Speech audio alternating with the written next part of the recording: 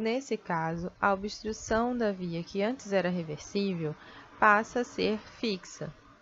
Isso acontece porque alguns eventos tornam essa obstrução menos reversível, como é o caso da contração da musculatura lisa, que, se acontece de forma intensa, acaba gerando a hipertrofia das células musculares lisas que revestem a região das vias aéreas, e isso diminui constantemente o calibre da via aérea. Além disso, pode acontecer a proliferação de miofibroblastos, que acabam aumentando a produção de matriz e proteínas que ficam ali aumentando a parede das vias aéreas. E, além disso, ocorre a hiperplasia de células musculares, de células produtoras de muco, que levam ao aumento do muco de forma constante ali acima das células epiteliais que revestem a via. Nessa figura, nós conseguimos observar alguns eventos que caracterizam essa obstrução fixa, como em verde, o aumento das células caliciformes, que geram um aumento do muco, em amarelo, o aumento de infiltrado das células do sistema imune, em vermelho, o aumento da matriz e, em azul, o aumento da camada muscular hipertrofiada. Uma vez que a gente entende os mecanismos fisiopatológicos de desenvolvimento da doença, vamos passar aos sintomas. É possível observar a presença de sibilos. Na ausculta pulmonar, são sons audíveis que caracterizam a obstrução das vias aéreas. Pode-se observar também tosse, que acontece por um mecanismo reflexo, a presença da constrição dos brônquios e da presença de muco. O paciente pode relatar também aperto no tórax, que se deve ao maior trabalho da musculatura envolvida na respiração, e dispneia, já que quando acontece alterações das pressões dos gases, redução da pressão de oxigênio, aumento da pressão de CO2, acontece a ativação do controle ventilatório que altera a frequência respiratória. Em resposta a essa alteração da pressão dos gases, ocorre um aumento da ativação do sistema nervoso simpático, induzindo a taquipneia e a taquicardia. Além disso, pode-se observar pulso paradoxal, que se caracteriza por redução de aproximadamente 10 milímetros de mercúrio da pressão arterial sistólica. Isso acontece porque, como nós vamos ver adiante, ocorre uma hiperinsuflação dos alvéolos e isso gera uma dificuldade do fluxo pulmonar que vai levar tanto a um maior trabalho do ventrículo direito de vencer essa resistência, mas também vai acarretar num menor enchimento do ventrículo esquerdo, que vai levar a uma redução da quantidade de sangue ejetado, que é visualizado nessa redução da pressão sistólica.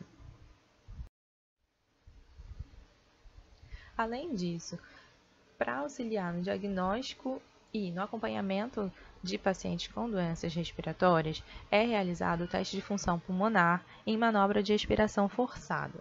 Nesse teste, é pedido ao paciente que ele inspire o máximo que ele conseguir e depois que ele vai expirar o mais forte e mais rápido que ele conseguir também. Daí, é possível medir o VF1, que é o volume expiratório forçado no primeiro segundo, e também a CVF, que é a capacidade vital forçada, que se caracteriza pelo volume total que ele é capaz de expirar.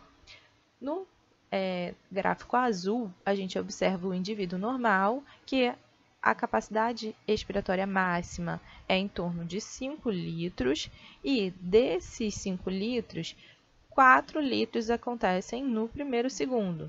Então, é possível da gente analisar o volume total e o volume que acontece no primeiro segundo e fazer também uma relação entre esses dois, que seria dividir o VF1 pela CVF, e a gente tem o percentual de todo o volume que ele expira, que no caso acontece no primeiro segundo. E no indivíduo normal, essa razão VF1-CVF fica em torno de 80%. 80% do volume expirado acontece no primeiro segundo. Já no gráfico vermelho, a gente vê que o indivíduo que tem alguma obstrução da via, ou seja, maior resistência à passagem do ar, que isso é visualizado nessa manobra de expiração forçada. Esse indivíduo ele tem uma menor capacidade de expirar, já que o volume expirado total passa de 5 para 3,1 e o volume expirado no primeiro segundo fica em torno de 1,3. E quando a gente faz a relação VF1-CVF, a gente observa que somente 42% do volume expirado acontece nesse primeiro segundo. Então, essas alterações de redução de VF1, redução da relação VFUM-CVF e, às vezes, até a redução da CVF também, caracterizam uma obstrução da via. Durante esse teste, é possível mensurar também o quanto que a via ainda é responsiva a substâncias broncoconstritoras e broncodilatadoras, que a gente chama de teste de responsividade brônquica.